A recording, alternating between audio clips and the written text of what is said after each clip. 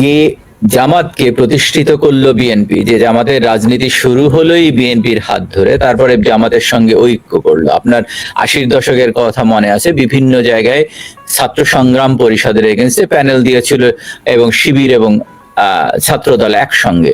এই ধারাবাহিকতার অংশ হিসেবে 91 সালে আমরা যে জিনিসটা দেখলাম, যে তাদের সমর্থন নিয়ে তারা সরকার গঠন করে। সেখানে তো তারা বলতে পারতো যখন এরশাদ পতনের পথে যে আসেন আমরা, আওয়ামী লীগকে ডাকতে পারতো, অন্যদেরকে ডাকতে পারতো, তারপর সরকার গঠন করতে পারতো, তাই না? সেটা না করে কেন জামাতকে নিল, সেটা একটা প্রশ্ন। আবার এই তত্ত্বাবধায়ক সরকার যে কথাগুলি বলে, তত্ত্বাবধায়ক সরকারের কবরও রচনা করলো তারা। এর পরবর্তীতে এসে দেখেন সেই জামাতকে নিয়েই তারা সরকার গঠন করলো 2001 সালে।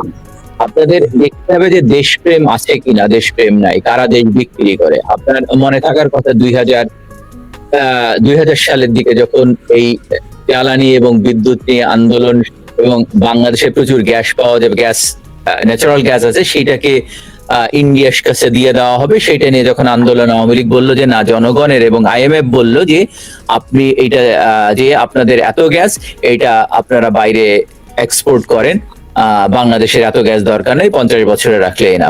বঙ্গবন্ধু কন্যা তখন বললেন যে না, এইটা বাংলাদেশের জনগণের সম্পদ, জনগণের সম্পদ দেওয়া যাবে। আওয়ামী লীগ এটার প্রতিবাদ করলেন, যার জন্য আওয়ামী লীগকে পরাজয় বরণ করতে হলো 2001 সালে নির্বাচনে। তারপরে বিএনপি জামাত এসে সরকার গঠন করলেন। আপনার সরকারের 2জন মন্ত্রী বানালেন সেই জামাতের কুখ্যাত নিজামী এবং মুজাহিদকে, যাদের বিরুদ্ধে এখন আপনি একদিকে বলবেন আমি মুক্তিযুদ্ধের দল, অন্যদিকে আপনি তাদেরকে মন্ত্রী বানাবেন, তাদেরকে সংসদে নেবেন। আপনার একটা তো এটা তো বুঝতে হবে যে সংসদে যেখানে সবাই দাঁড়িয়ে জাতীয় সঙ্গীতের প্রতি শ্রদ্ধা জানাচ্ছেন, সেখানে জাতীয় সঙ্গীতের প্রতি তারা শ্রদ্ধা জানাচ্ছে না, তার মানে কি তাদের রাষ্ট্রদ্রোহী? তাহলে রাষ্ট্রদ্রোহী যদি হয়, তাহলে তাদের বিরুদ্ধে মামলা দেন না কেন, তাদের বিরুদ্ধে পদক্ষেপ নেন না কেন? যারা সংবিধানকে লঙ্ঘন করে, যারা জুলাই সনদের এগেনস্টে শপথ নিল, তাদের তো সংবিধান সদস্য পদ বাতিল হয়ে যায়। তাহলে তাদেরকে কেন, তাদের সেই সংসদ সদস্য পদ যেখানে বাতিল হয়েছে সেখানে নতুন ইলেকশন দেন?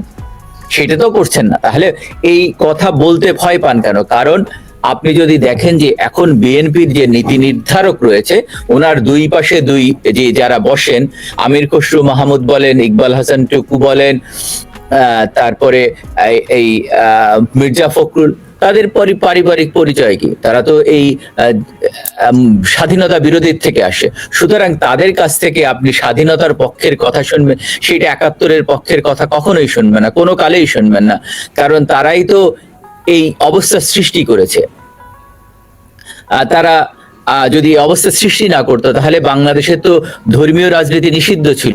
আমাদের সংবিধান অনুযায়ী, 72-এর যে সংবিধান, বা আমাদের যে 16ই ডিসেম্বর যে চুক্তি সম্পাদন হলো, যেদিন সরোয়ার্দী উদ্যানে, সেখানে তো তার অক্সিলারি ফোর্স হিসেবে জামাত, নিজামে ইসলামী পার্টি আত্মসমর্পণ দলিলে সেখানে তো এদের নাম আছে। তাহলে এদের নাম নিতে ওনার মুখে ওনার বাধে কেন? কারণ উনি এদের নিয়েই সারা জীবন রাজনীতি করেছে। আপনার মনে থাকার কথা 2001 থেকে 2006 পর্যন্ত ওই আওয়ামী লীগ আমলে তো 21শে আগস্টের মতো এই জঘন্যতম হত্যাকাণ্ড হয় না। আবার আপনার কোনো দল নিষিদ্ধ হয় না। তাহলে এখানে কেন ওনার বলতে অসুবিধা হয়? আবার বিএনপি জামাতকে তো নিষিদ্ধ করা হয়েছিল, তাই না? বাংলাদেশের প্রচলিত জামাতের এই নিষেধাজ্ঞা তুলে দিলেন কে? সংসদে আলোচনা হয়েছে? তারা ইলেকশন করলো কিভাবে?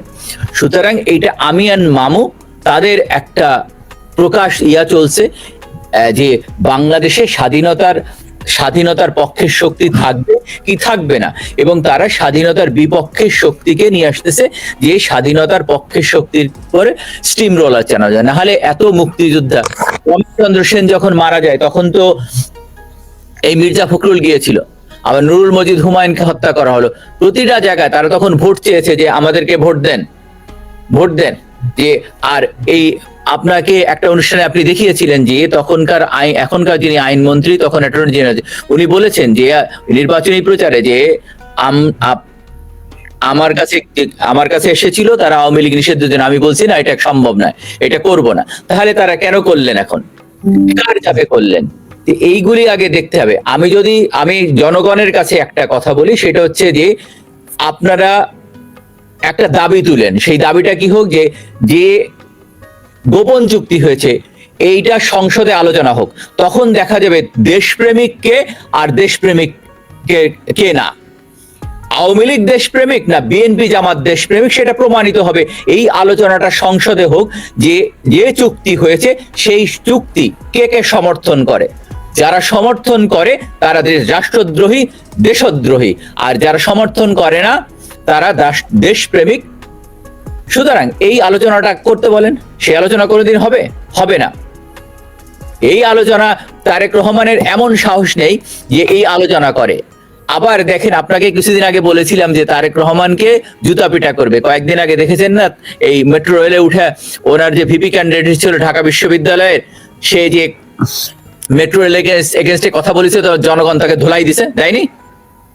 দেখেছেন কয়েকদিন আগে, আপনাকে ভিডিও এটা মেট্রো রেলের এগেনস্টে কিনা, এটা হচ্ছে ওই যে তার বোধহয় বান্ধবীর সাথে ছিল এই মেঘটিত ব্যাপার শিবিরের পোলাপাই নাকি তাকে।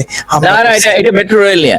আমি তো বললাম যে তারেক রহমানকে বলেন যে মেট্রো রেলে উঠে বলুক যে শেখ হাসিনা এটা খারাপ কাজ করছে, অথবা পদ্মার ওই পারে যে বলতে পারেন না, এই সাহসটা দেখাক। সুতরাং যার কোমর ভেঙে দিছে, আপনাকে আরো আরেকটা জিনিস বুঝতে হবে যে এইটা কেন এই অবস্থা চলছে, এটার পেছনে সেনাবাহিনী। আপনি দেখেন, সে 25শে ডিসেম্বর বাংলাদেশ আসলো, বঙ্গবন্ধু 10ই জানুয়ারি এসে বঙ্গবন্ধুর পুরনো এয়ারপোর্ট যেটা তেজগাঁ থেকে সরারদি উদ্যানে যেতে 2.5 ঘন্টা সময় লেগেছিল, তার 3 ঘন্টা দেখাতে হবে না? তাহলে বঙ্গবন্ধুর উপর দিয়ে কিভাবে নেবে? সেইটা করলো সেনাবাহিনী।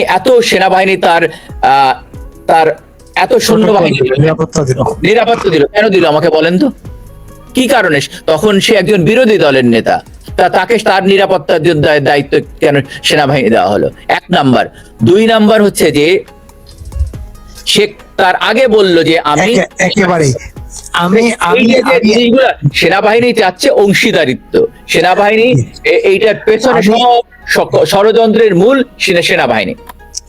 আমি আসবো আবার আপনার কাছে একটু, শরীফের কাছে একটু শুনি যে শরীফ ভাই এই গুপ্ত রাজনীতির অভিযোগ কেন তুলছেন প্রধানমন্ত্রী বারবার? আপনাকে ধন্যবাদ। আমার সহ আলোচক জিয়া ভাইয়ের কথা শুনতেছিলাম, এবং লোপা আপা তো আছেই। লোপা আপা খুব 6-4 মারে, ভালো সুন্দর কথা বলে। তো বিষয়টা আমাদের কাছে খোলামেলাই আছে, এটা মানে দুর্বোধ্য কিছু না। এখন সে বাইরে থাকা জামাতকে নিয়ে একসাথে আওয়ামী লীগের বিরুদ্ধে রাজনীতি করা, ইলেকশন করা এক জিনিস, আর এখন ক্ষমতায় গেছে, ক্ষমতায় গিয়ে তার নিরঙ্কুশ করার জন্য, ক্ষমতাকে, রাষ্ট্রীয় ক্ষমতা আর দলকে পাকাপোক্ত করার জন্য, আর 15 থেকে 20 বছর ক্ষমতায় থাকার জন্য যে আকাঙ্ক্ষা, আমাদের তো অনেক আকাঙ্ক্ষা, আসল আকাঙ্ক্ষা স্বাধীনতার আকাঙ্ক্ষা বাদ দিয়ে এই সন্ত্রাসীদের আকাঙ্ক্ষা নিয়েই তো জাতি ব্যস্ত। সন্ত্রাসীদের আকাঙ্ক্ষা বাস্তবায়নের জন্য তো তারেক রহমান তো ইলেকশনের আগেও ব্যস্ত ছিল। তো এখন মাঝে মাঝে চেঞ্জ হবে, এটা হচ্ছে ক্ষমতার নেশা। মদের নেশার চাইতেও তীব্র। মদের নেশা 2-3 ঘন্টা 4 ঘন্টা পরে চলে যায়, ক্ষমতার নেশা কিন্তু কখনোই যায় না, মরার আগ পর্যন্ত যায় না। তো ক্ষমতাকে পাকাপোক্ত করার জন্য তাকে কথাটা বলছে জিয়া ভাই, এটাকে ক্ষমতা পারপেচুয়েট করার জন্য, চিরস্থায়ী করার জন্য সব সময় যারা ক্ষমতাকে আঁকড়ে ধরে রাখতে চায় এবং ক্ষমতাই যাদের রাজনীতির একমাত্র উদ্দেশ্য, তারা কিন্তু ক্ষমতার জন্যই সংগ্রাম করে, সাধারণ মানুষের জন্য, সমাজ বিনির্মাণের জন্য নয়, একটা সুন্দর দেশ উপহার দেওয়ার জন্য নয়, ক্ষমতার জন্য। তো ক্ষমতার জন্য তো অনেক কথাই অনেক সময় বলবে, আরো সময় আছে। এরপরে আবার দেখা যাবে কি যে ওদের পক্ষেই বলতেছে, হয়তো বাসায় গিয়ে হাজির হয়ে গেল, আরে আমরা কি করছি, এরকম বিষয়টা এরকম হতেই পারে। কারণ এখানে আদর্শ কাজ করে না। আদর্শ কাজ করলে তো আমরা দেখতাম যে এই খুনি ইউনূস, তার সুদখোর ইউনূস, তার যে যে সংবিধান লঙ্ঘনকারী ইউনূস, বাংলাদেশের অর্থনীতি ধ্বংস করে দিয়ে দেশকে বিক্রি করে দেওয়া এই ইউনূসের সাথে গিয়ে যেভাবে একই প্ল্যানে আমরা কাজ তো, আমরা তো বারবার একই কথা তো বলতে গেলে ইয়া হয়ে যায়, চর্বিত চর্বণ হয়। এটা তো মুদ্রার এপিঠ আর ওপিঠ। ইউনূস যে কাজগুলো করে গেছে তাকে হয়তো কানে কানে এটাই বলছিল যে আমি ইলেকশনের আগের দিন পর্যন্ত যা কিছু করার করে যাবো, ওগুলো you have to serve it, এরকম, যার বিনিময়ে ক্ষমতা পাওয়া যাবে। তো তো এই জন্য বিষয়টা কিন্তু বাংলাদেশের জনগণের সাথে এই যে ক্ষমতা, নির্বাচন যা কিছু হয়েছে, এগুলো কিন্তু জনগণের সাথে কোনো সম্পর্ক নাই, দেশের সাথে কোনো সম্পর্ক নাই। দেশের যে ইতিহাস, ঐতিহ্য, এগুলো তো বাদ দিয়েই যা কিছু হচ্ছে, 5ই আগস্টের পরে থেকে তো বাংলাদেশটাই আক্রান্ত, বাংলাদেশের মানুষ আক্রান্ত, জনগণ আক্রান্ত। সেই ক্ষেত্রে সেখানে বড় ধরনের ষড়যন্ত্র, এখনো তো ডিপ স্টেট বা এখনো তো কত কি চলতেছে। আপনার মনে করেন যে ইউনূস ওখানে, না, এই সবই ঠিক আছে, কিন্তু প্রশ্নটা হচ্ছে উনি কেন আবার গুপ্ত শব্দটা ব্যবহার করছেন? মানে জামাতের প্রতি তিনি আসলে, জামাতকে তিনি আসলেই খুব বেশি কিনা জামাতের গুপ্ত রাজনীতি নিয়ে? এটা বুঝতে কষ্ট হওয়ার কথা না। গুপ্ত বলতেছে মানে কি, জামাতের বিরুদ্ধে বলছে, জামাতকে আইডেন্টিফাই করছে তার অতীতের চেহারা এবং তার আসল যে সন্ত্রাসীরা, যে স্বাধীনতা বিরোধী যুদ্ধাপরাধী, এগুলো জামাতকে আমার এক এক সময় তার যখন দরকার তখন তাকে সেইভাবে ট্রিট করবে। আমি বললাম তো, একটা সময় আসতে পারে যে হঠাৎ এসে দেখা গেল যে খুব বেকায়দায় ফেলাই দিচ্ছে জামাত এবং জঙ্গিরা।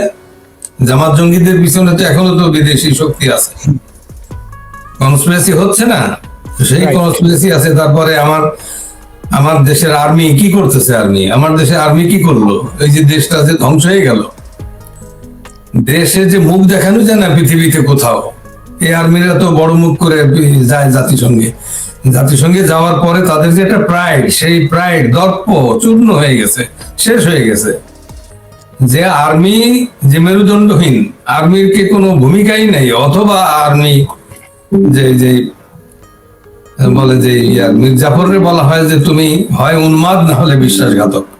এই আর্মিকে কি বলে আপনি আখ্যায়িত করবেন? আর্মির যে ভূমিকা, দেশ যখন সর্বশান্ত শেষ হয়ে গেছে, এই দেশে এখন রাজনীতিটা কারো হাতে না, বাংলাদেশের জনগণের হাতে নাই এই রাজনীতি।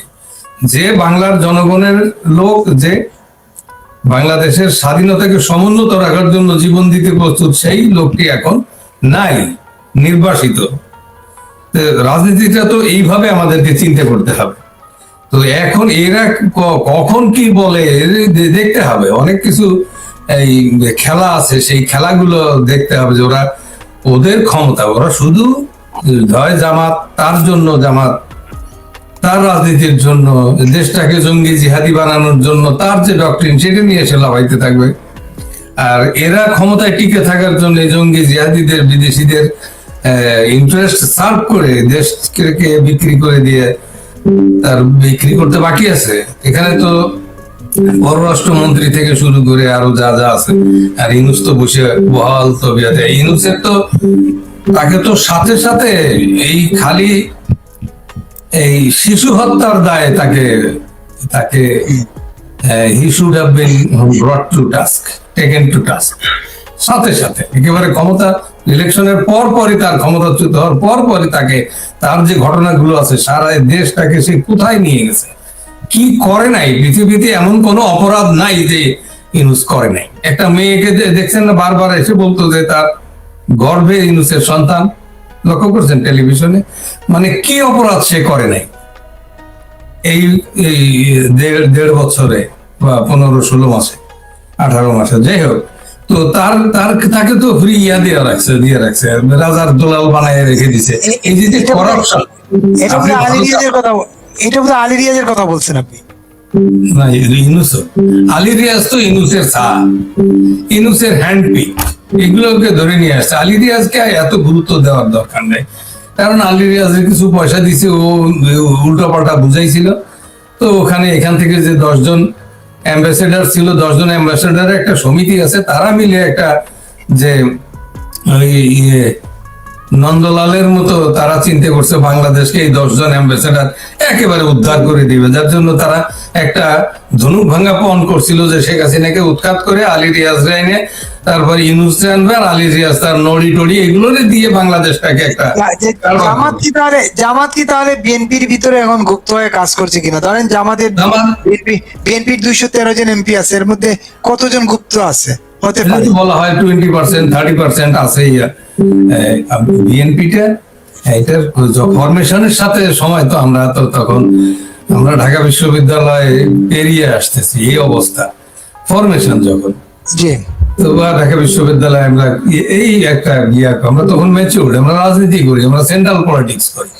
তো তখন তো দেখলাম যে জিয়াউর রহমান কি করলো, কিভাবে একটা পার্টি করলো, যে এটা ইতিহাসে মানে গণতন্ত্রের ইতিহাসে এটা একটা ন্যাক্কারজনক ঘটনা, যে the very formation of BNP.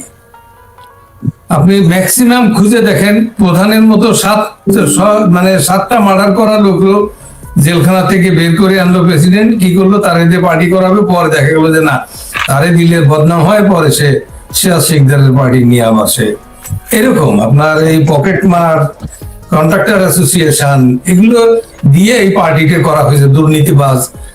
সবচেয়ে গণধিকৃত হচ্ছে যে লোকগুলো, এদেরকে নিয়ে বিএনপি পার্টিকে করলো। আমি আগেও বলছি, জিয়াউর রহমান চেষ্টা করছিল আওয়ামী লীগে ঢোকার জন্য, কিন্তু সেটা হয়নি, তখনকার নেতৃত্ব তাকে অ্যালাউ করেনি। তো যাই হোক, এখন এরা যা কিছু করতেছে, এই ছেলেটা কিন্তু মোটামুটি আপনার ওই বেশি লাগে না, অভিজ্ঞতা লাগে না, আপনার অপকর্ম করতে, দুর্নীতি করতে, বাজে কাজ করতে, এটা বেশি অভিজ্ঞতা লাগে না। এটা ওই প্রয়োজনের, আমাদের যে সমাজ এই প্রয়োজনে উনি করেই ফেলবে। তো জামাতকে আজকে সে ধরেন বলছে, সন্ত্রাসী দল বলছে, গুপ্ত সংগঠন বলছে, আবার কতক্ষণে আবার জামাতের গলা জড়াই ধরবে প্রকাশ্যে, এটা বোঝা মুশকিল, অপেক্ষা করতে হবে। সঙ্গে থাকুন শরীফ ভাই। আমরা যদি একটু শুনি শাহ আহমেদ লোপা, আপনার কাছে একটু এই গুপ্তের ইয়েটা শুনতে চাচ্ছি। আসলে এই তারেক রহমান কি আসলে গুপ্ত নিয়ে খুব উদ্বিগ্ন কিনা, খুব চিন্তিত কিনা? তার আওয়ামী লীগের ভিতরে যেভাবে গুপ্ত ঢুকেছিল, আমরা হানজালার কথা বলতে পারি। হানজালা হচ্ছে তার 14 গোষ্ঠী নাকি বঙ্গবন্ধুর চেয়ে বড় আওয়ামী লীগার, সে কুষ্টিয়ার যে এমপি, সে এখন জামাতের এমপি, হ্যাঁ, সে বয়ান দিত। সেই এখন আপনার এই হানজালাই তো কুষ্টিয়ার এমপির নাম, তাই তো? হামজা আমির হামজা হানজালার যে হানজালা হচ্ছে মাদারীপুরের এমপি আমির হামজা, সরি আমি সংশোধন করে নিলাম এই জন্য, আমির হামজা।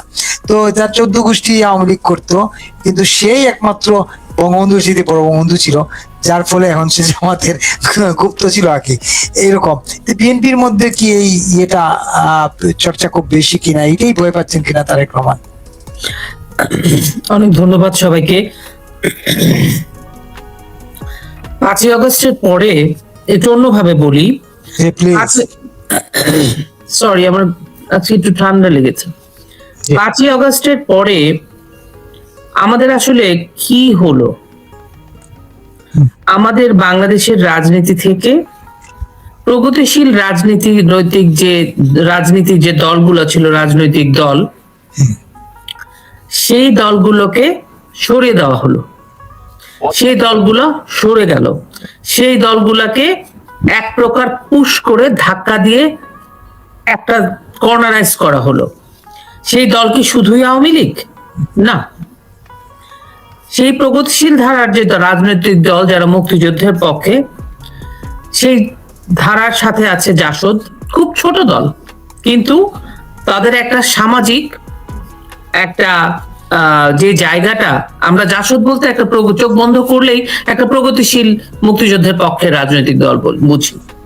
সেই জায়গাটাতে আছে ওয়ার্কার্স পার্টি সহ সকল 14 দলগুলো আসলে যারা নাকি যে মহাজোট, যদিও একটা আপনি রাজনৈতিক কর্মকাণ্ড বা ক্ষমতার ব্যাপার বললেও আপনি যদি রাজনৈতিক 14 দল বলেন, তাহলে কিন্তু এটা একটা আদর্শিক ভাবেও যত বাম ঘরানা বলেন, প্রগতিশীল রাজনীতি বলেন, সমস্ত মিশেল কিন্তু এই 14 দল। এবং এই 5ই অগস্টের পরে বাংলাদেশের এলিটেড সোসাইটির একটা বিরাট অংশ, বহির্বিশ্বের বড় বড় শক্তিশালী দল, যারা আমাদের পক্ষে না, যারা বাংলাদেশের এই প্রগতিশীল ধারাটাকে বিশ্বাস করে না, নিশ্চিহ্ন করে দিতে চায়, এবং এর সাথে বাংলাদেশের কিছু এলিট সোসাইটি আছে, এবং তার সাথে সাংবাদিক, শিক্ষক, পেশাজীবী, সচিব সবাই আছেন। সেনাবাহিনীর একটা গ্রুপ আছে, বিশাল বড় গ্রুপ, এবং রাজনৈতিক দল তো আছেই। যারা কোন রাজনৈতিক দল? প্রধান 2টা রাজনৈতিক দল, একটা হচ্ছে বিএনপি, যেটা একসময় কিংস পার্টি, একটা যে রাজনৈতিক দলটির প্রথমে ব্যক্তি আত্মপ্রকাশ ঘটার পরেই, শক্তিশালী হওয়ার পরেই রাজনৈতিক দলটির জন্ম হয়েছে। হ্যাঁ, আর একটা রাজনৈতিক দল হচ্ছে উগ্র মৌলবাদী ধর্মীয় আদর্শ ভিত্তিক দল, সেটা হচ্ছে জামাত ইসলাম, এবং এরা সাথে সাথে যুদ্ধাপরাধীদের দল। এত বছর পর্যন্ত জামায়াত ইসলামকে যতই আওয়ামী লীগ ক্ষমতায় নিয়ে যাক, অ্যালায়েন্স করুক, মন্ত্রী হোক, তারপরেও কোথাও যেন একটা রাজনৈতিক ভাবে একটা বৈধতা, তাদের একটা শঙ্কা ছিলই, ওইভাবে অ্যাকসেপ্টেন্স ছিল না। সত্যি কথা বলতে এইবারই যদি দেখেন, তাহলে প্রথমবারের মতো এই জামাত ইসলাম যুদ্ধাপরাধী দল, উগ্র মৌলবাদী দল, যারা নাকি সংসদে বিরোধী দল। তার মানে কি, 5ই অগস্টের যে কুশীলবেরা এত বছর যে চেষ্টাটা করে এসেছিল, সেই চেষ্টাটায় তারা সামহাউ সামওয়াট সাকসেসফুল। আমরা তো এতটুকুনে আগে যাব, এটুকুন তো বিশ্বাস করি। এই ঘটনাটা তো ঘটেছে। এখন সংসদে আপনি যদি তাকান, তাহলে 2টো কিংস পার্টি বিরোধী দলে আছে, সাথে আরো কিছু রাজনৈতিক দল আছে, এবং আরো আছে সরকারি দলে আছে কারা? আরেকটা কিংস পার্টি, সেটা হচ্ছে BNP, very popular party after Awami লীগের পরে। কিন্তু এই জায়গাটায় সত্যি করে বলতে মূলধারার যে প্রগতিশীল রাজনৈতিক দলগুলো, সেটা আওয়ামী লীগ বলেন, জাসদ বলেন, সিপিবি বলেন, ওয়ার্কার্স পার্টি বলেন, যারাই আছে তারা কেউ নেই, রাইট? এইবার আপনি বলবেন যে আপনি তো জিজ্ঞেস করছিলেন গুপ্তের কথা, মানে আমাদের আসলে ক্লিয়ার হতে হবে আমরা কোথায় দাঁড়িয়ে আছি। তারেক রহমান কি স্টেটমেন্ট কখন দিতেছেন, দ্যাট ইজ ইম্যাটেরিয়াল। কারণ it is obvious as a প্রধানমন্ত্রী, অ্যাজ এ পার্টি প্রধান, এবং যেই দলটা তার বিরোধী দলে আছে তার প্রেসার রাখা, এবং at the same time under the table তারা একই গোত্রের 2টা ভাই বোন, ব্যাপারটা এরকম, 2টা ভাই 2টা বোন, কিন্তু তারা একই মায়ের পেটের, কাইন্ড অফ দিস। কারণ তারা একই অ্যালায়েন্সের। ওই জিনিসগুলা তো আমাদেরকে ভাবতেই হবে। উনি কেন বললেন, উনি গুপ্ত কেন বললেন, উনি কি টেনশন করতেই পারেন যে আওয়ামী লীগকে, কারণ উনি তো পুরা প্রক্রিয়াটা জানেন, উনি কিন্তু পুরা প্রক্রিয়া জানেন, উনি আজকে থেকে জানেন না। এই যে জামাতের যে গুপ্ত রাজনীতি, সেটাকে আজকে থেকে হয়েছে, 72 সন থেকে হয়েছে। জামাতের আমির জাসদ ছাত্রলীগে ছিল না, উনি এখন দাবি করেন আমরা নিশ্চিত না তিনি জাসদ ছাত্রলীগে ছিলেন।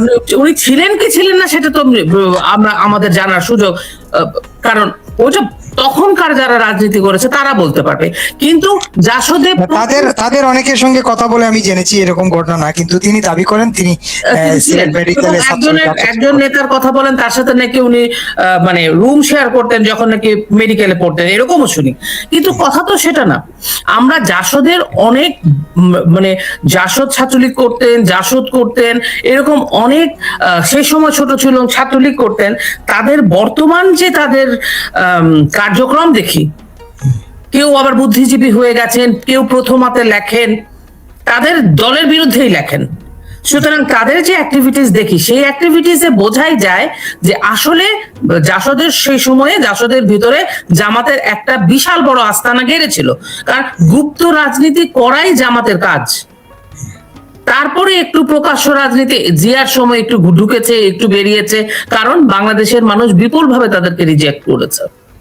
This is the first time যে তারা বিরোধী দল হয়ে সংসদে চলে গেছে। কিন্তু এই যে পুরো প্রক্রিয়াটা, এই প্রক্রিয়াটা কি বিএনপি আলারা জানে না যে গুপ্ত রাজনৈতিক দলটা গুপ্ত ভাবেই রাজনীতি করতে করতে এত দূর এসছে?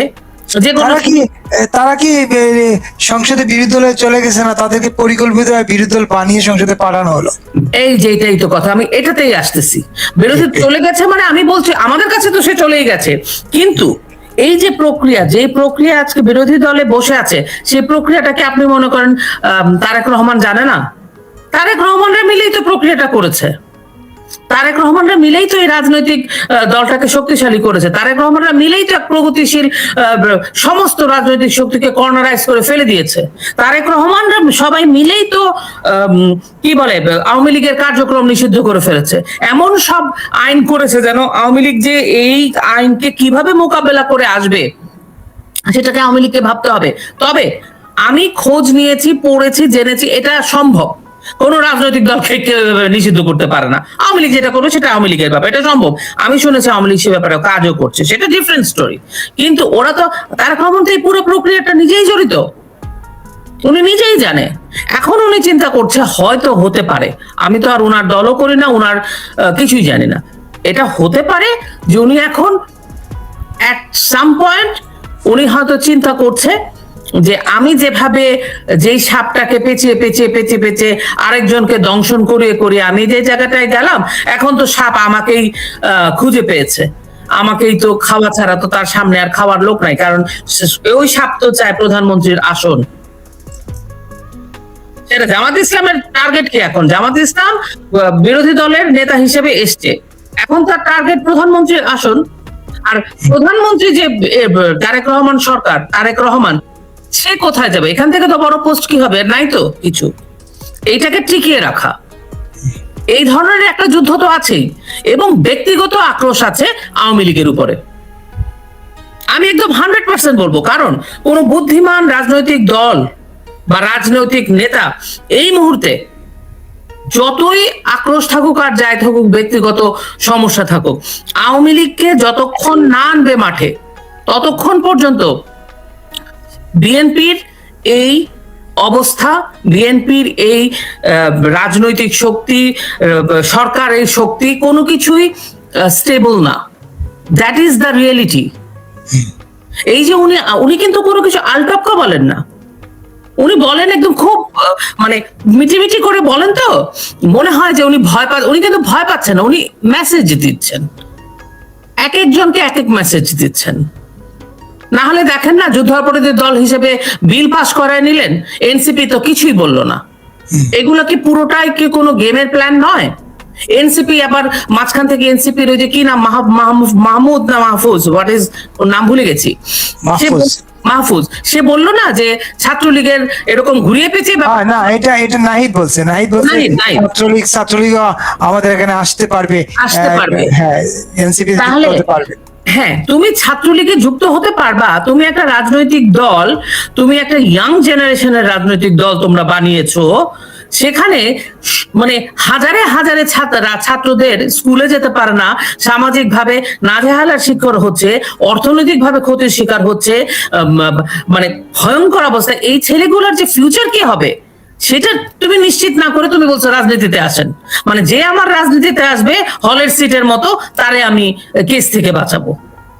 এই যে পুরা একটা চক্র শুরু হয়েছে, এই চক্রে আসলে আমার কাছে মনে হয় ও তারেক রহমানের তো ড্রাইভ করে করে এত দূর এসছেন ওনারা একটা বাসে করে, এখন এই বাসটায় একটা জায়গায় এসে যাত্রীরা, বাসের ভিতরে যারা বন্ধু ছিল তারাই বলছে আমাদের তো গন্তব্য একটু একটু ডিফারেন্ট, কিন্তু তারেক রহমানের প্রধানমন্ত্রিত্ব টিকিয়ে রাখা, স্টেবল একটা গভর্নমেন্ট চালানো, এরকম একটা বৈরী পরিস্থিতিতে যেটা ইউনূস ড্যামেজ করে দিয়ে গেছে, সমস্ত কিছু মিলিয়ে সমস্ত চাপ, বহির্বিশ্বের চাপ, বাংলাদেশের এলিটদের চাপ, বাংলাদেশের ভেতরের ডিপ স্টেট যেটা আছে সেটার চাপ, প্লাস জামাতের চাপ, প্লাস একটা অদৃশ্য বা দৃশ্যমান ভয়, একটা জনজোয়ার, একটা সুনামির চাপ আছে।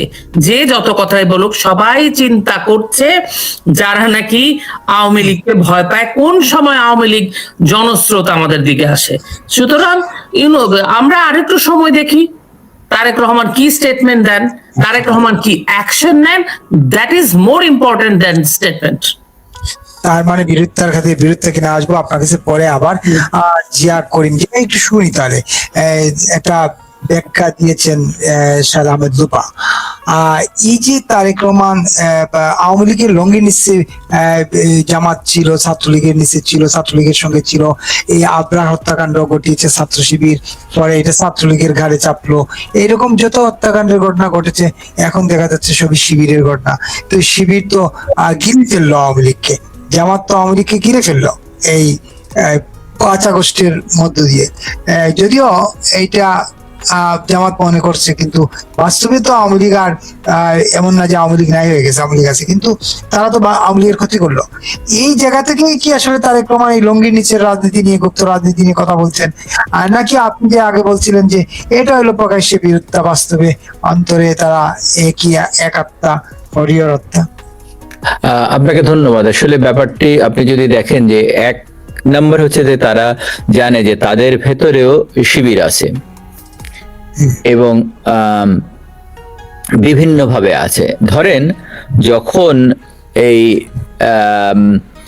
গণজাগরণ মঞ্চ হয় তখন প্রথম যে স্লোগানটা, একটা স্লোগান খুব ইয়া ছিল যে গোলাম আজম নিজামী বাংলার ইহুদি। এই স্লোগান শুরু করেছিল শিবিরের ছেলেরা। গোলাম আজম সাইদি বাংলার ইহুদি, এই স্লোগান শুরু করেছিল শিবির আলারা ছাত্রলীগের ভেতরে ঢুকে। এখনো এই একই জিনিস আছে বিএনপির ভেতরে, বিএনপির, যার জন্য বিএনপি ছাত্র দলের এখন পর্যন্ত কোনো কমিটি দিতে পারছে না। আওয়ামী লীগের ভেতরেও গুপ্ত ছিল, এখনো আছে। যে জিনিসটা আমরা বারবার বলছি যে আওয়ামী লীগ ছাত্রলীগের ভেতরে গুপ্ত আছে, এবং এখনো আওয়ামী লীগের ফেসবুক এবং ইউটিউব পেজ যেগুলি আছে সেখানে শিবিরের ছেলেরা আছে জড়িত। এই জিনিসগুলো তাদেরকে অনুধাবন করতে হবে। বিএনপির ভেতরে আছে, কিন্তু বিএনপি জামাতের সঙ্গে ঐক্য করে কাজ করবে, তারা কখনোই বাইরে আসবে না। তাহলে দেখেন যে যে চুক্তিগুলো হলো সেখানে তো দুইজনের সম্মতি ছিল, তাই না? সবকিছুতে আওয়ামী লীগকে নিষিদ্ধের ব্যাপারে যখন ইউনূস সরকার, সেখানে যদি মির্জা ফখরুল ইসলাম কোনো মতামত না দিতেন তাহলে আওয়ামী লীগ এই নিষিদ্ধের দিতে পারে না। সুতরাং এইটা তারা বাইরে মানুষকে দেখাচ্ছে যে আমাদের ভেতরে ঐক্য নেই। দেখেন, জনগণকে দেখানোর জন্য, জনগণের বোকা বানানোর জন্য, ধোঁকা দেওয়ার জন্য সংসদে একটা নাটকের পর্ব চলছে। এইটা তিশা আর ফারুকের লেখা নাটকের পর্ব চলছে। এখানে নাটকের পর্ব ছাড়া আর কোনো কিছু না। যদি তাদের ভিতরে আসলেই ঐক্য না থাকে তাহলে তো তাদের প্রকাশ্যে বলার কথা। আর একটা জিনিস দেখতে হবে যে এইখানে সেনাবাহিনী কতটা জড়িত। সেনাবাহিনী যিনি সেনাপ্রধান আছেন, আপনাদেরকে ক্লিয়ারলি বলছি যে সেনাবাহিনীর প্রধান যেই দিন দায়িত্ব নিলেন তার আগে 12 তারিখে উনি কার সঙ্গে বৈঠক করেছিলেন, তারা কারা ছিল? আমি জানতে চাই সেনাবাহিনীর প্রধান ওয়াকারুজ্জামানের কাছে 12 তারিখে যে বৈঠকটা করেছিলেন উনি কার সঙ্গে বৈঠক করেছিলেন। এবং এর আগে বিএনপির এক নেতা সেনাবাহিনী থেকে আসা, সে বলেছেন তাকে কল করেছিল যে লিয়াজোটা করার জন্য। তাহলে এর বাইরে আরো একটা জিনিস, যে সেনাবাহিনীর প্রধান প্রথমে এসে যে শব্দটি উচ্চারণ করেছিল, আমি আমিরে জামাতের সঙ্গে কথা বলেছি। একটা নিষিদ্ধ দলের সঙ্গে একটা দেশের, স্বাধীন দেশের সেনাবাহিনী প্রধান কিভাবে কথা বলে, কোন এখতিয়ারে কথা বলে? তাহলে তো সে সংবিধান লঙ্ঘন করেছে। সে তো শপথ নিয়েছিল, সেনাবাহিনীর প্রধান শপথ নেয়। যখন সেনাবাহিনীতে কোনো অফিসার যায় তাকে শপথ নিতে হয়। সেই শপথ ভঙ্গ করেছে। ভঙ্গ করলে তার রাষ্ট্রদ্রোহিতার মামলা হবে না? আবার সেই সেনাবাহিনী এই তারেক রহমানের মুচলেকা প্রধানমন্ত্রীকে নিয়ে আসলেন। তাহলে বুঝতে হবে যে এইখানে সেনাবাহিনী তিনটা ভাগ আছে, একটা সেনাবাহিনী, একটা এই জামাত শিবির, আর একটা হচ্ছে বিএনপি। কিন্তু বিএনপি জামাত দুইটা একই, এক অভিন্ন, এদের ভিতরে কোনো পার্থক্য নেই। যদি পার্থক্যই থাকবে তাহলে ঢাকা বিশ্ববিদ্যালয়ে যখন ইলেকশন হলো, ডাকসু ইলেকশন হলো, তাহলে এই পরাজয়ের পরে তারা দেখলো যে আপনার নীলক্ষেতে ইলেকশনের ব্যালট বাক্স পাওয়া গেছে, সেখানে আবার ভোটও পাওয়া গেছে, তাহলে তারা আন্দোলন করলো না কেন? আবার তারা নিজেরাই বলছে যে, তাদের নেতারা নিজেরাই বলছে যে শফিক সাহেব হেরে গেছিল, সেখানে কোরবানি দিছে। তাহলে এই কোরবানি কিভাবে দিল? তাহলে তারা কেন এটা মেনে নিল? তার মানে তারা তাদেরকে নিয়ে আমি আর মামুর এই কাজ চলছে সংসদে। তার মানে আপনি বলতেছেন এই গুপ্তটা আসলে এই লোক দেখানো নাকি? লোক দেখানো, এটা লোক দেখানো ছাড়া আর কোনো কিছু না। উনি বলছেন গুপ্ত, যদি আসলেই মানে আসলেই উনি স্বাধীনতার পক্ষের হবেন, তাহলে তো সরাসরি বলতেন যে এইখানে জামাত এবং জামাতের আমির সংসদে একটা প্রস্তাবনা এনেছেন যে ওই যে আমাদের মুক্তিযুদ্ধের যে দলিল হয়েছিল যে আত্মসমর্পণ, সেইখান থেকে জামাতের নাম তুলে দিতে হবে, জামাত ইসলামী এবং অন্য নাম তুলে দিতে হবে। তাহলে উনি মুক্তিযুদ্ধের পক্ষের শক্তি হলে তারেক রহমান বলতেন যে না, এটা হবে না, এটা কোনো রকম সম্ভব না। তাহলে বলুক যে তার মেরুদণ্ডে, আমি দেখি তার মেরুদণ্ড আছে কিনা, না মেরুদণ্ডহীন একজন মানুষ। উনি বঙ্গবন্ধু কন্যাকে হত্যা করার জন্য 21শে আগস্টের প্ল্যান করতে পারেন, আওয়ামী লীগকে নিঃস্ব করার জন্য আওয়ামী লীগের বাঘা বাঘা নেতাদেরকে মারতে পারেন, Shah S M Kibria, Hasanullah master, Monjurul Imam, Momtaz Uddin সহ, আইবি রহমান সহ অনেককে হত্যা করতে পারেন, সেই পরিকল্পনা করতে পারেন। কিন্তু জামাতের এগেনস্টে ওনার বলতে ওর অসুবিধা কোথায়? ভাসুরের নাম মুখে নিতে অসুবিধা হয়? যদি ওনারা একই সঙ্গে কাজ করছেন, যে মানুষকে, যে ফারুকি নাটকের পর্ব লিখছে যে এইখানে এটা বলা যাবে, এইখানে এটা বলা যাবে না, সেইভাবে কাজ হচ্ছে, এর বাইরে আর কোনো কিছু না। ইনুস সাহেব গ্যালারি থেকে দেখছেন, এখনো কলকাঠি নাড়ছেন। যে খলিলের বিরুদ্ধে তাদের অভিযোগ ছিল, সেই খলিল কিভাবে হয়। বিডার যিনি এখন চেয়ারম্যান, তার সঙ্গে আছেন মারুফ মেম্বার, এইগুলো তো ইনুসের নিয়োগপ্রাপ্ত। যিনি এই মারুফ আহমেদ হচ্ছে আদিলুর রহমান শুভর ছোট বোনের জামাই। আপনি খবর নেন, আমি একবার দায়িত্ব নিয়ে বলছি। সুতরাং এইগুলি যে তারা একটা মানে যেভাবে কাজগুলি চলছে, তারা দেশটাকে যে ধ্বংসের দিকে ধ্বংস না করে তারা হবে না। মুক্তিযুদ্ধ বলে বাংলাদেশে কোনো জিনিস থাকবে না। নাহলে এতগুলি মুক্তিযোদ্ধা জেলে, এতগুলি মুক্তিযোদ্ধা, তাহলে তাদেরকে মুক্তি দেওয়া হয় না কেন? তার কি কারণে জেলে রাখা হয়েছে আমাকে বলেন তো। যে আমির হোসেন আমু, তারপরে আপনার শাহজাহান খান, হাসানুল হক ইনু, রাশেদ খান মেনন সহ আসাদুজ্জামান নূর আর ডক্টর রাজ্জাক থেকে শুরু করে যারা জেলে আছে, তাদেরকে কেন মুক্তি দেওয়া হয় না? তাদের কি অপরাধ? তাদের অপরাধ কি? অপরাধ একটা, তারা দেশের জন্য যুদ্ধ করেছে। ওনার বাবা তো যুদ্ধ করেছেন, মুক্তিযুদ্ধ করেছেন, ওনার বাবা সেক্টর কমান্ডার ছিলেন। তাহলে যখন বঙ্গবন্ধুর মূর্তিতে পেশাব করা হলো, তখন ওনার বাবার লাগার কথা না? ওনার লাগার কথা না যে না এটা মুক্তিযুদ্ধের প্রতি আঘাত? তো কথা বলেননি কেন? বলেননি কেন যে এই জামাত শিবির করছে, এই জামাত শিবিরকে রুখে দাঁড়াতে হবে? ওনার মুখে নিতে অসুবিধা কোথায়? তার মানে কথা এসে সবকিছু এসে দাঁড়ায় যে এক এবং অভিন্ন, তারা একসঙ্গে কাজ করছে, মানুষকে দেখাচ্ছে যে তারা না, তারা দুইটা বিরোধী দল। আপনার মনে আছে থাকার কথা যে এরশাদের গৃহপালিত পশু বলা হতো আসামা আব্দুর রবকে একসময়। তো এখানেও একই অবস্থা চলছে। একদম পরিষ্কার, ধন্যবাদ। খুবই পরিষ্কার। আর শরীফ ভাই, একটু শুনি আপনার কাছ থেকে যে একটা বিষয়, যে মিস্টার তারেক রহমান বলেছেন, যে প্রধানমন্ত্রী বলেছেন যে রাষ্ট্র সংস্কারের দাবির ধোয়া তুলে এই কিছু রাজনৈতিক দল জনগণকে বিভ্রান্ত করছে বলে অভিযোগ করেছেন তিনি। এবং তিনি জামাতকে ইঙ্গিত করে বলেছেন, আজ আমরা দেখছি যারা দেশের মানুষকে বিভ্রান্ত করতে চাচ্ছে, জুলাই সনদ নিয়ে বিভ্রান্ত করতে চাচ্ছে, প্রিয় ভাই বোনেরা, তারা তো এই দেশেরই স্বাধীনতাতেই বিশ্বাস করেনি, এই দেশের অস্তিত্বেই তারা বিশ্বাস করে। প্রিয় ভাই বোনেরা, তো অস্তিত্বে বিশ্বাস করেন সেই দলের সঙ্গে তো তিনি যথারীতি তার দলের প্রধানকে নিয়ে বৈঠক করেন, তার বাসায় যান, নির্বাচিত হওয়ার পরে প্রধানমন্ত্রী হওয়ার আগে তিনি এই বাসায় গেছেন। তিনি বক্তৃতায় একটা বলছেন আর বাস্তবে আর একটা করছেন কিনা। এখানে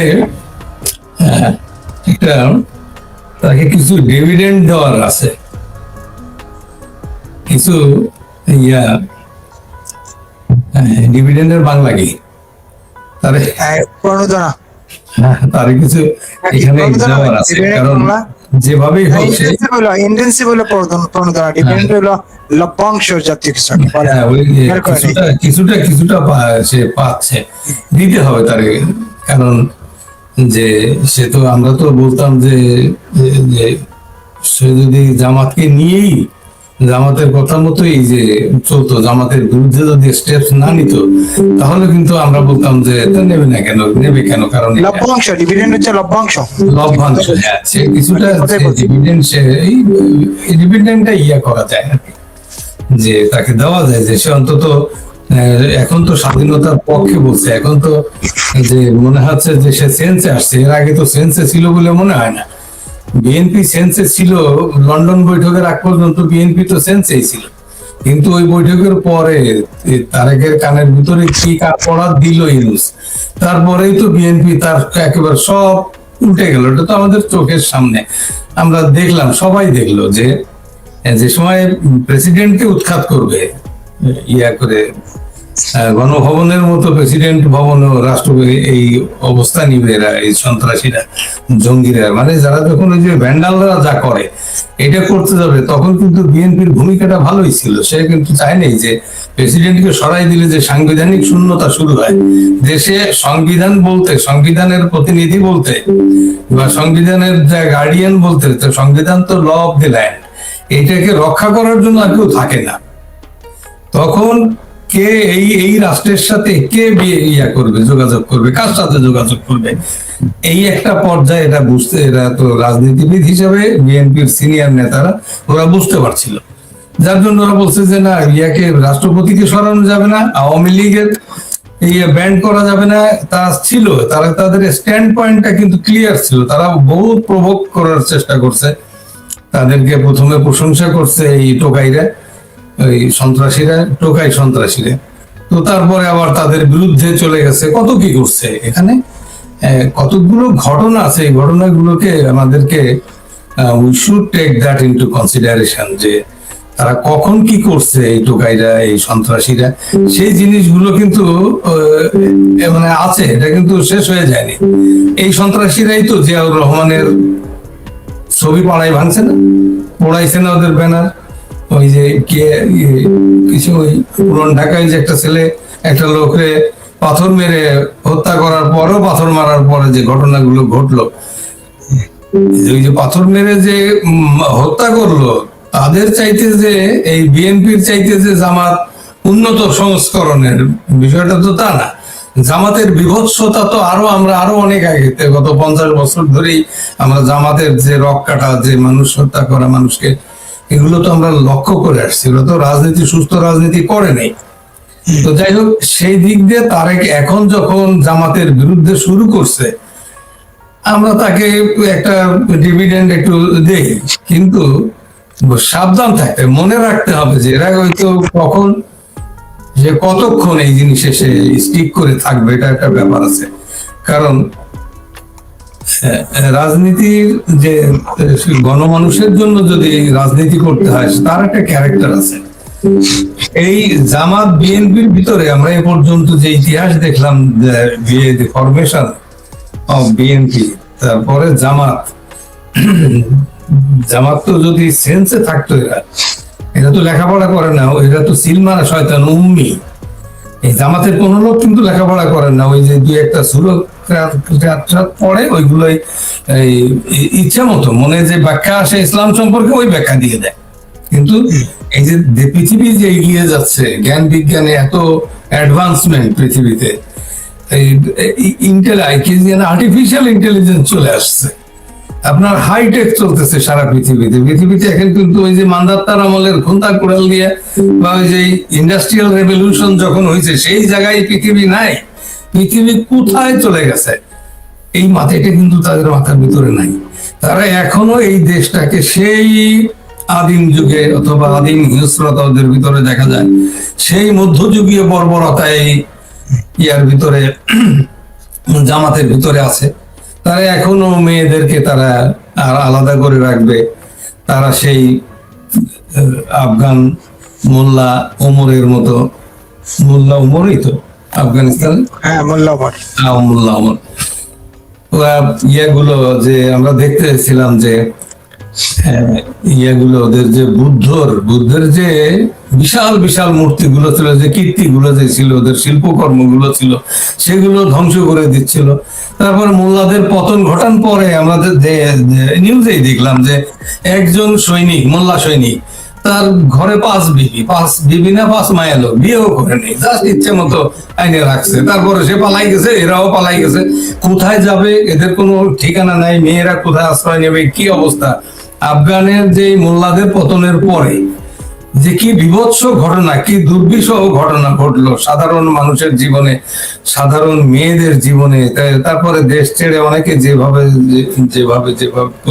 পালায় যে, তো একটা ভয়াবহ অবস্থা। তো এই সেই মধ্যযুগীয় চিন্তা চেতনা নিয়ে জামাত আছে এখনো। তবে জামাত তার লাস্ট যে কি বলে যে ফ্যাংস অফ ফান্ডামেন্টালিজমের 20 দাঁত সে কিন্তু দেখাই দিচ্ছে সাধারণ মানুষের কাছে। কবর থেকে লাশ উঠাইয়া পোড়ায়, এই যে বিভৎস কাজ, এই বিভৎসতা কি কত 400 দরগা পোড়াই দিছে, পীর আউলিয়ার দেশ এটা। সেখানে এরা হচ্ছে কি স্রোতের বিরুদ্ধে, এরা যে সারা পৃথিবী থেকে ধ্বংস হয়ে শেষ হয়ে চলে আসছে, এখন শুধু এইখানে এই ভূখণ্ডে কিছু গরিব মানুষকে কিছু পয়সা দিয়ে এরা আসছে, এরা এইভাবে চলছে। তো এদের ভর করেই তারেক রহমান চলতেছিল। এখন তারেক রহমান যদি ধরেন তাকে যারা তার জীবনের নিরাপত্তা দিছে, তাকে যারা ক্ষমতার আস্বাদন দেওয়া দিছে, তাদের কথা মতো যদি সে আস্তে আস্তে কিছুটা চেঞ্জ হয়, মানুষের তো চেঞ্জ হয়, তো সেই চেঞ্জ যদি হয়, তো আমার ধারণা চেঞ্জ হবে না। ফাটা যে খাসি যদি আপনি দেরিতে তোলাই দেন, তাহলে কিন্তু ভোবই করতে থাকে, ওর কিন্তু ক্যারেক্টারটা হয়েছে ভোবো খাসলাত যায় না। তো তারপরও দেখা যাক, আমরা let us hope for the best. আমরা তো আরেকটা নিয়ে আরো কিছুদিন আশা ভরসা করতে চাই যে সে ভালো হবে, আবার তোরা মানুষ হতে পারবে, এরকম আর কি। আচ্ছা, সঙ্গে থাকুন। আর স্যার আমি দুপা শেষ করতে চাই আপনাকে দিয়ে, যে আপনার তারেক রহমানের রাজনীতিতে উনি যে নির্বাচনের আগে, আবার ওই প্রথম দিকের প্রশ্নটা, নির্বাচনের আগে এবং আজকে একই বারবার তিনি গুপ্তর কথা বললেন, এই গুপ্তটা আসলে মানুষকে আসলে বিভ্রান্ত করছে কিনা, নাকি প্রকৃতভাবে তিনি আসলে মনে প্রাণে চাচ্ছেন এই গুপ্তদেরকে উন্মুখ করতে? আর জামাতের কত গুপ্ত আসলে বিএনপির মধ্যে আছে সেটা তিনি আইডেন্টিফাই করতে পেরেছেন কিনা, করার প্রেক্ষিতে এই গুপ্ত বলতেছেন কিনা? উনি কি জামাতের গুপ্তরা ওনার রাজনৈতিক দলের ভিতরে আছে সেই জন্য সেটার কথা বলেছেন, নাকি জামাত যে চিরায়ত গুপ্ত কৌশলে যে আক্রমণটা করে, আঘাতটা হানছে বাংলাদেশ নামক রাষ্ট্রটি এবং জনগণের উপরে, সেটার কথা বলছেন, নাকি উনি বিভ্রান্ত করছেন মানুষকে? 3 ধরনের প্রশ্নই তো থাকতে পারে, তাই না বিপুল ভাই? এখন উনার মনের ভিতরে কি চলছে সেটা তার আমরা বাইরে থেকে বলতে পারবো না। এক হতে পারে উনি ভয় পাচ্ছেন যে এই গুপ্তরা না আমার দলকে খেয়ে দেয়, এই গুপ্তদেরকে আমরা সবাই মিলে আওয়ামী লীগের ভিতরে ঢুকাইছি, ছাত্রলীগের ভেতরে ঢুকাইছি, এখন ছাত্রলীগ আওয়ামী লীগ সমস্ত কিছু তো নিষিদ্ধ করছেন, এই গুপ্তরা না আমার ভিতরে ঢুকে গেছে, আমার রাজনৈতিক দলের ভিতরে। 17 বছর তো উনি 20 বছর দেশেই ছিলেন না, ওনার রাজনৈতিক দলে আসলে ওনার রাজনৈতিক দলে বিশেষ করে আপনি যদি জেলা শহরগুলোতে, উপজেলাগুলোতে, ইউনিয়নগুলোতে, এগুলোতে ভেরি টাফ, এবং এত এত জনসংখ্যার একটা দেশ, সেটা উনি বলছেন। এখন উনি কাকে গুপ্ত 2 দিন পর পর গুহার থেকে বাড়িয়ে উনি একটা বাণী ছেড়ে দেন গুপ্ত। এখন উনি কাকে গুপ্ত বলছেন?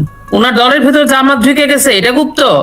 নাকি জামাত তার গুপ্ত রাজনীতি চিরাচরিত ভাবে মুখে সংসদে সার্কাসিজম তো করছেই, ভিতরে ভিতরে কোনো গুপ্ত রাজনীতি করছে, ভিতরে ভিতরে কোনো গুপ্ত সংগঠন আছে, ভিতরে ভিতরে কোনো জঙ্গিবাদী সংগঠন আছে। আমরা তো জানি হারকাতুল জিহাদের নাম শুনছি, হিজবুল্লাহর নাম শুনছি, সে কত কত অদ্ভুত অদ্ভুত সব নাম, জীবনে কোনোদিনও এসব নামই শুনি নাই। 5 আগস্টের পরে যেসব গুপ্ত সংগঠনের নাম আমরা শুনেছি, অ্যাফিলিয়েটেড উইথ জামাত ইসলাম।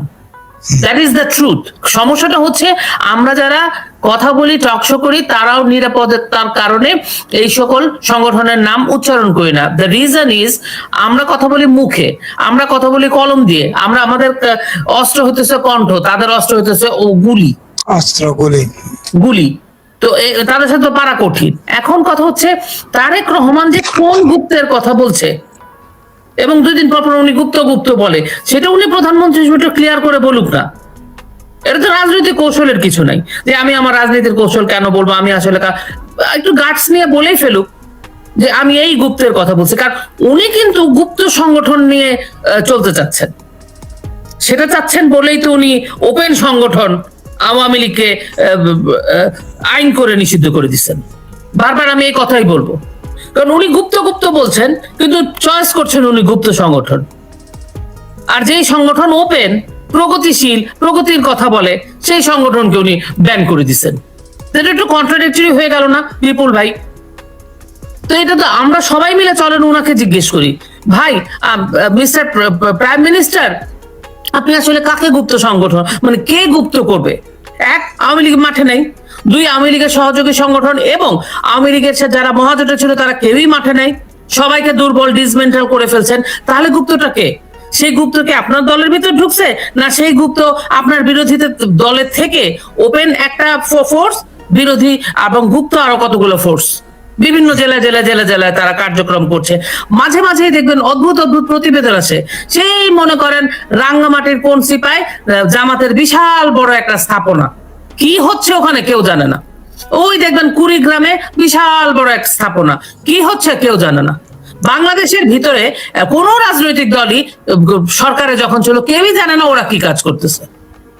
তো এই জন্য আপনি খুবই ভালো একটা টপিক নিছেন, কিন্তু আমার মনে হয় নাগরিক সমাজের আসলে ওনাকে জিজ্ঞেস করা উচিত, ভাই প্রেসিডেন্ট, প্রাইম মিনিস্টার সাহেব, আপনি আসলে গুপ্ত বলতে কাকে বলছেন, এবং সেই গুপ্তকে কি আপনি ভয় পাচ্ছেন?